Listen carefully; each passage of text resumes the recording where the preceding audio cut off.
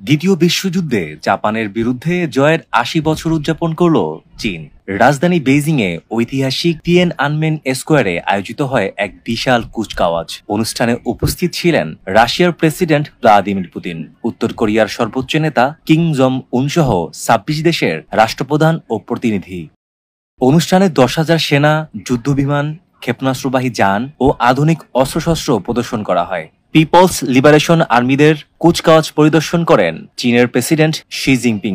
এই সময় তিনি বলেন, চীনের উত্থান অপ্রতিরোধ্য, শান্তি কিংবা যুদ্ধ, বিশ্বকে একটিকে বেছে নিতে হবে।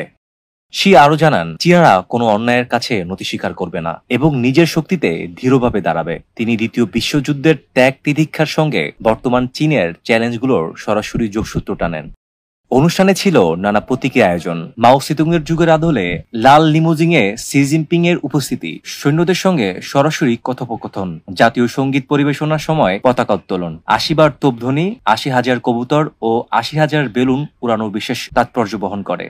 বিশ্ব নেতাদের উপস্থিতি অনুষ্ঠানকে নতুন মাত্রা দেয়। বিশেষত পুতিন, সি, কিমকে প্রথমবারের মতো একই মঞ্চে দেখা গেছে।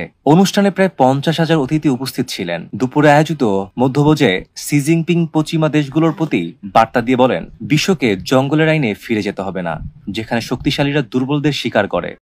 এদিকে অনুষ্ঠানের কঠোর নিরাপত্তা নিশ্চিত করতে বেইজিং জুড়ে কঠোর ব্যবস্থা নেওয়া হয়। সড়ক ও ফুটপাত বন্ধ রাখা হয় এবং হাজারো নিরাপত্তারক্ষী মোতায়েন করা হয়।